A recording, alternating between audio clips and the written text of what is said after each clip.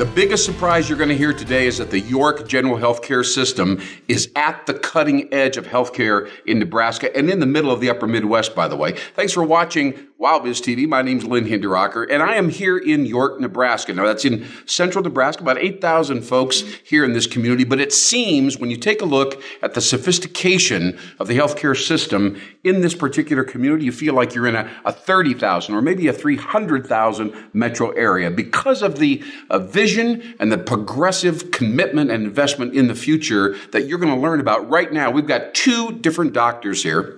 And both of those doctors are related, but they do completely different things. So I can't wait to introduce you to Dr. Dan Growney over here. He's with York Medical or Surgical Associates. He's a surgeon. And then, of course, Dr. Todd Stuckey over here to my left. He heads up the York Medical Clinic. He's a family practitioner, right? Dr. Stuckey, let's start with you for a second because I'm so excited to meet you. You took some time recently to explain to me, I hate to use this phrase, by the way, paradigm shift. It's a bit of a cliche, but we all know that healthcare is going through incredible change. Some people are being left behind. Some people are very excited about it.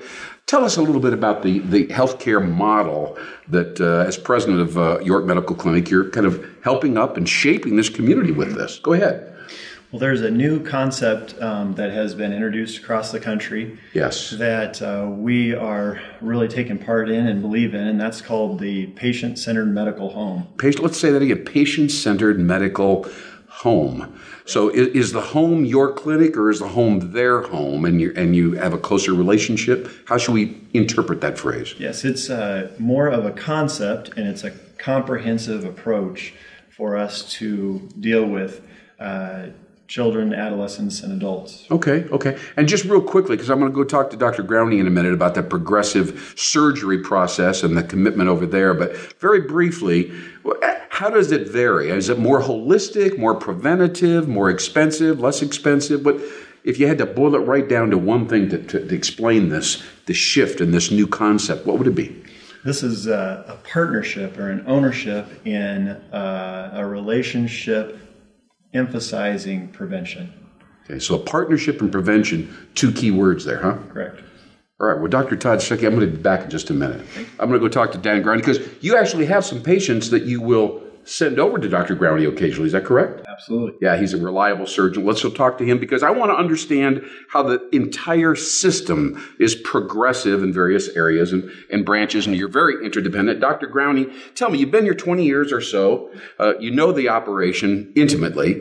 Tell me, what would you tell somebody who is coming to work here or maybe going to work in your department or with you? Define this operation for us very quickly and succinctly. Well, Lynn, I think one of the most important things, and one of the things I'm proudest of, and particularly proud of being part of the organization, is that the organization is very focused on being very progressive and maintaining, cutting edge technology and being on the forefront of healthcare.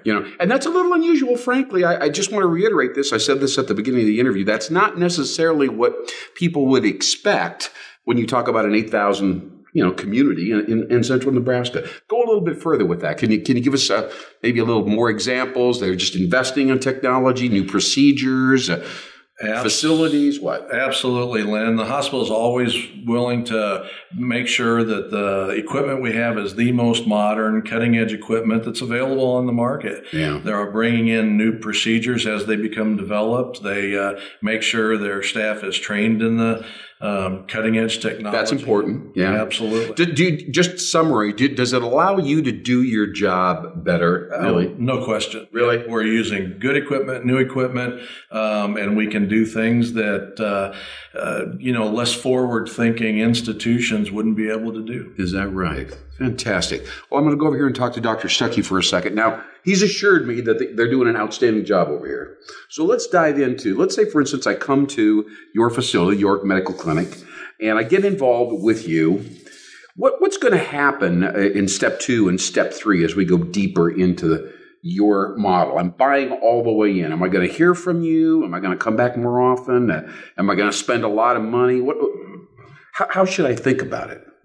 Well, this concept that we're instituting and we're endorsing, some analogies that seem to make sense to me and others is in your automobile mechanic situation, they would like for you to bring your car in, have the oil changed. They're doing some maintenance things to prevent bigger problems. On kind of a regular basis. On a regular basis. Are you talking to me like this because I have an old car and I need to step up my preventative maintenance? Is that what you're trying to tell me? No, I'm just kidding you. But no, we understand the value of doing that. But people put that off, don't they? They do. And it's all of us are guilty of that. But we try to certainly emphasize the preventative end of things.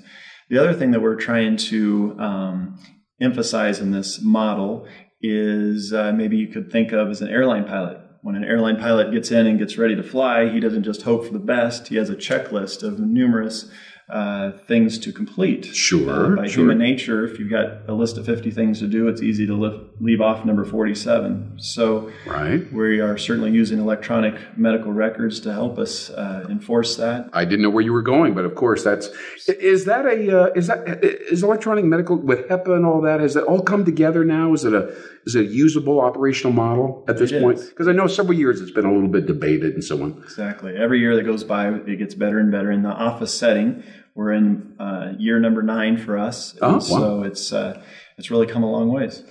So am I going to recover sooner under your care, assuming that I conform to all the tenets or the elements of this thing? Or am I just not going to get certain ailments that I might have otherwise gotten because I wasn't aware of them? Or is there more diagnosis here? Or tell me a little bit more about this, because I'm intrigued. This is big.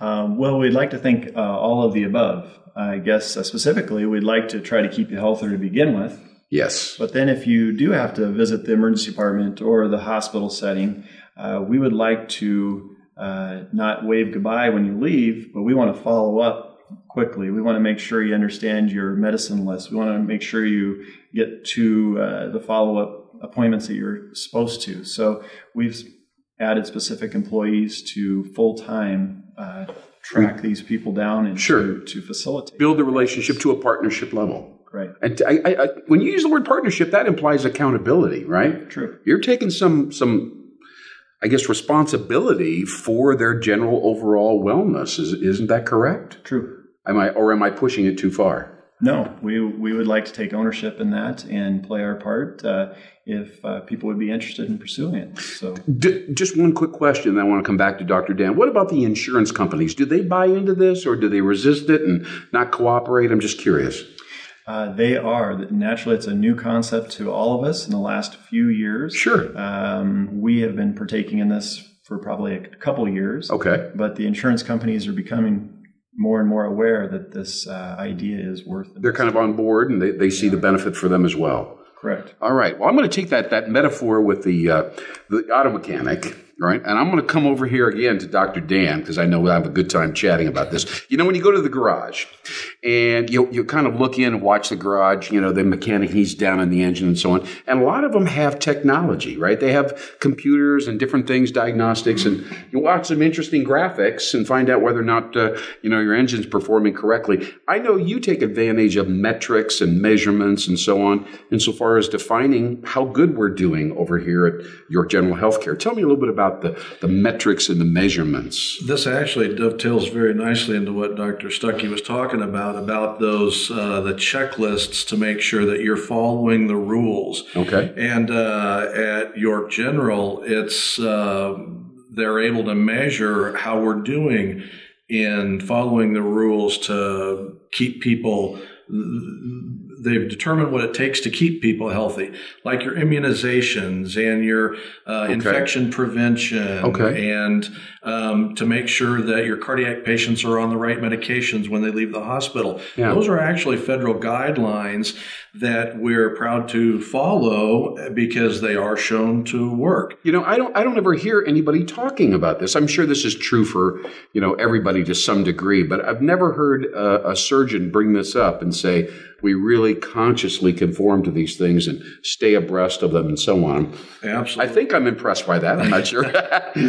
Well, and we're actually able to compare ourselves, since we follow these guidelines. Sure. We're actually able to compare ourselves with other hospitals around the country. And I'm very impressed with yourself. You're doing well, aren't you? With how hard York General strives to stay at the top tier of all the hospitals we're comparing ourselves with, because it means we're doing things right. And they have these dashboards that compare hospitals to one another. Yes, this is what I was talking about when I was coming over here to you. Yep, absolutely. And York just does their absolute darndest to stay in the green at the very top of those tiers. Is that top tier? Yeah, absolutely. To make sure that we are as good or better than all the other hospitals we're comparing ourselves with. That's incredible.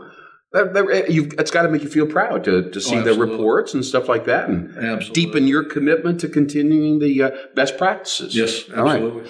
Well, Dr. Todd Stuckey and Dr. Dan Groundy, I am so impressed with the both of you. You're doing related things, but different. You both are striving to reinvent the profession that you're in. You have incredibly high standards. It seems consistent with the York Healthcare System's standards of operations and so on. You've really got an exemplary operation out here, and I want to congratulate both of you, and thank you for cooperating with me on this group interview here. Thanks so much for watching Wild Biz TV. I'm Len Hinderocker. I'm in York, Nebraska. We'll see you again.